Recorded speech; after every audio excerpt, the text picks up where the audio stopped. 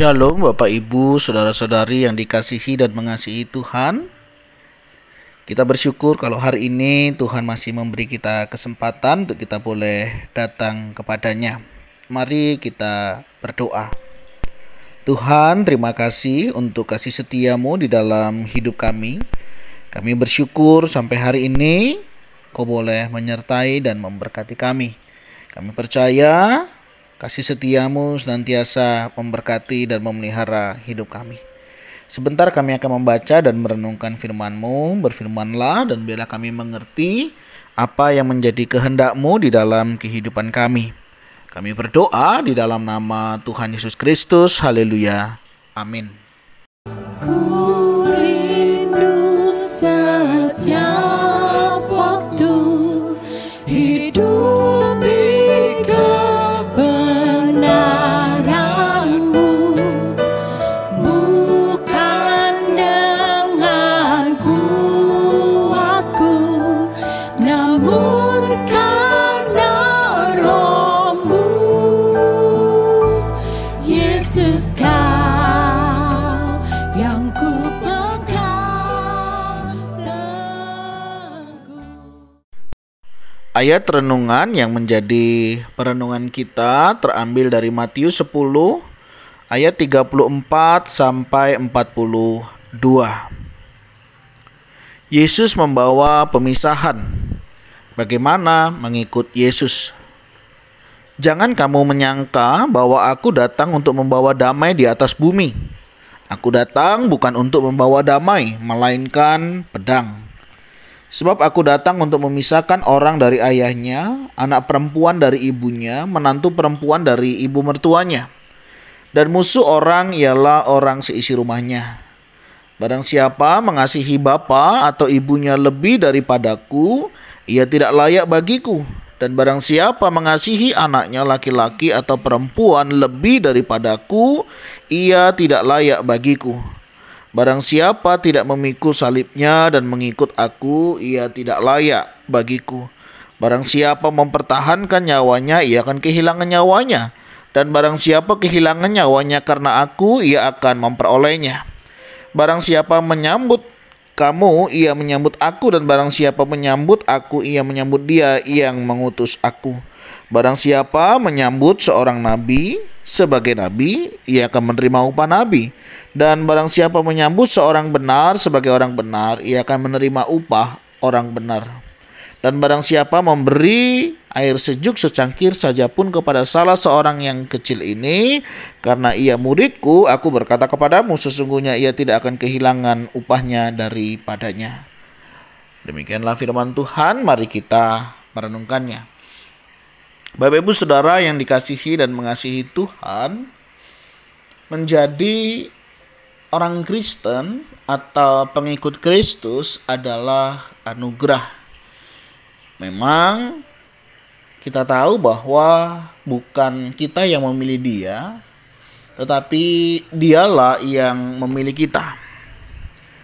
Walaupun demikian Bapak Ibu Saudara, ada harga yang memang harus dibayar ketika kita mengikut Tuhan. Tentunya harganya juga tidak murah. Nah, di dalam bagian ini Yesus mengingatkan kepada kita semua bagaimana ketika kita mengikut Tuhan, ada beberapa konsekuensi, ada beberapa harga yang harus kita bayar. Misalnya dikatakan Yesus, sebab aku datang untuk memisahkan orang dari ayah, anak perempuan dari ibunya, menantu perempuan dari ibu mertuanya. Apakah kehadiran Yesus dalam hidup kita membuat pemisahan ini?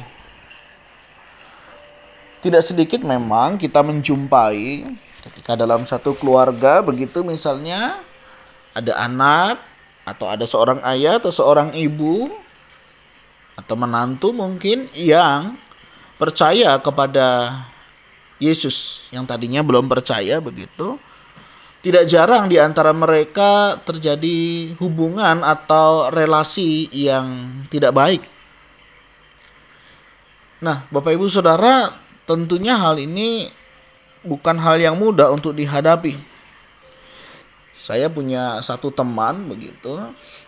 Saat ini dia tinggal di Papua. Gara-gara dulu dia seorang yang bukan pengikut Tuhan. Tapi karena anugerah Tuhan, di dalam kemurahan dia mendapatkan anugerah itu, dia menerima Yesus Kristus sebagai Tuhan dan Juru Selamat.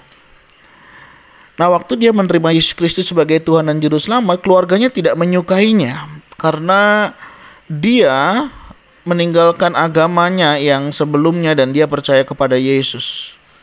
Keluarga sudah beberapa kali mengingatkan, bahkan tidak sedikit melakukan tindakan kekerasan kepadanya. Karena cinta kasihnya membuat dia melihat betapa besar kasih Tuhan. Dan itu yang membuat dia tetap bertahan untuk mengikut Tuhan. Secara relasi memang akhirnya ada konsekuensi. Dia tidak disukai oleh orang tuanya, bahkan saudara-saudaranya. Bahkan dia sempat juga mengalami penganiayaan dari keluarganya. Sehingga dia memutuskan untuk meninggalkan keluarganya karena memang sudah tidak memungkinkan lagi untuk dia bisa tinggal di sana. Nah, Bapak Ibu Saudara, ini salah satu tantangan atau harga yang harus dibayar oleh mereka yang berbeda iman atau keyakinan. Ketika salah seorang di antara mereka ada yang percaya kepada Tuhan Yesus. Tetapi tidak perlu takut, tidak perlu bimbang, karena memang demikianlah salah satu harga yang harus dibayar. Karena itu salah satu salib yang memang harus dipikul ketika kita mengikut Tuhan. Mungkin tidak sedikit juga ketika kita dalam satu posisi pekerjaan atau jabatan yang harus juga menghadapi pilihan-pilihan seperti ini. Aku bisa menaikkan jabatanmu asal engkau meninggalkan iman Kristenmu. Aku bisa memberikan 1, 2, 3 dan mungkin pilihan yang lain untuk kita bisa meninggalkan iman kita. Tapi saya yakin percaya Bapak Ibu Saudara, ketika kita sungguh-sungguh mencintai Tuhan, kita akan tetap mempertahankan iman kita. Dan memang tidak sedikit orang juga berani meninggalkan iman kekristenan demi popularitas, demi jabatan, bahkan demi pasangan hidupnya.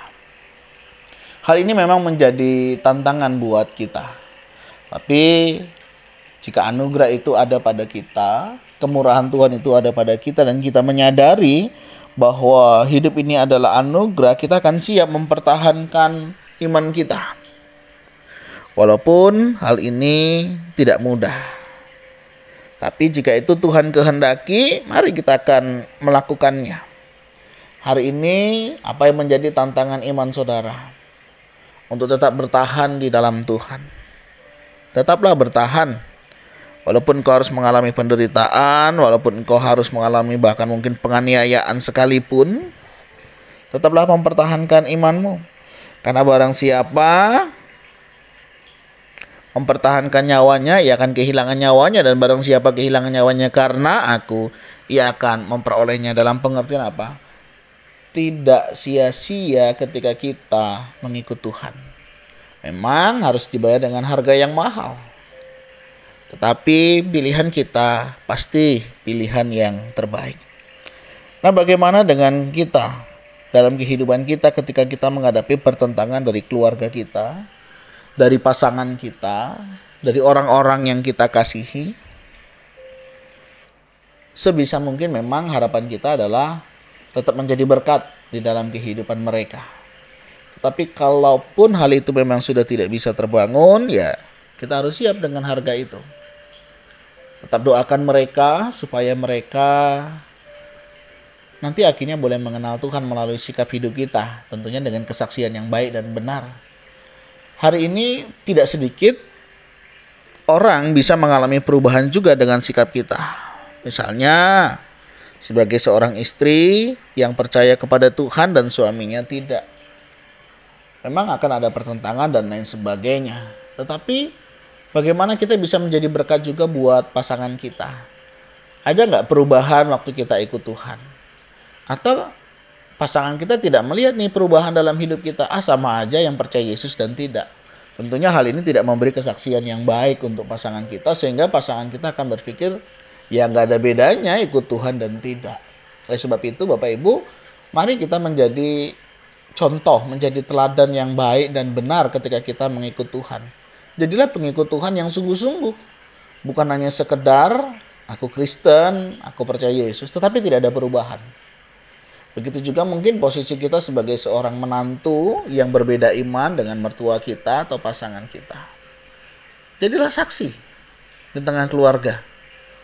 Bagaimana menjadi seorang menantu yang baik, bagaimana menjadi anggota keluarga yang baik, yang kerinduan kita adalah bagaimana kita bisa memenangkan keluarga kita. Kalau Rasul Paulus ketika bersama orang Yahudi, dia menjadi orang Yahudi. Ketika bersama dengan orang ahli Taurat, dia belajar seperti orang ahli Taurat. Bagaimana kita menjadi seperti untuk menjadi seperti. Nah, ini penting saudara. Jadi bukan hanya kita berbeda, tetapi kita juga harus menunjukkan perbedaan kita, dan tentunya perbedaan yang perubahan yang jelas. Di tengah kantor, ya, di tengah perusahaan, bagaimana kehadiran kita? Apakah kita sudah menjadi kesaksian yang hidup bagi orang-orang yang di sekitar kita, atau kita juga nggak ada bedanya di dalam bekerja, dalam melakukan tanggung jawab, dalam perkataan maupun di dalam perbuatan. Nah, oke, kita memang siap menghadapi pertentangan perbedaan. Tetapi itu bukan karena sikap kehidupan kita yang tidak menjadi berkat. Tetapi karena memang kita sungguh-sungguh percaya kepada Tuhan, kita memegang prinsip-prinsip kebenaran firman Tuhan. Sehingga memang itu jatah perbedaannya. Nah, mari ketika kita menghadapi itu semua, itu memang harga yang harus kita bayar. Tapi saudara nggak perlu takut, karena ketika kita kehilangan nyawa kita karena dia, kita akan memperolehnya. Dan barang siapa menyambut kamu, ia menyambut aku, dan barang siapa menyambut aku, ia menyambut dia yang mengutus aku. Ini memang tantangan dalam hidup, tapi percayalah saudara, Tuhan akan menolong kita. Nah, bagaimana juga dengan kita di lingkungan? Apakah keadaan kita menjadi berkat? Mungkin karena kita Kristen, begitu ya, kita percaya Yesus, bisa jadi lingkungan tidak suka dengan kita. Tapi sekali lagi, bukan karena sikap hidup kita yang tidak baik, tidak tertib, tapi karena memang iman kita yang memang harus kita pertahankan ketika kita mengikut Tuhan. Sekali lagi, mari, apapun tantangan kita menjadi anak-anak Tuhan, mari kita tetap memuliakan nama Tuhan.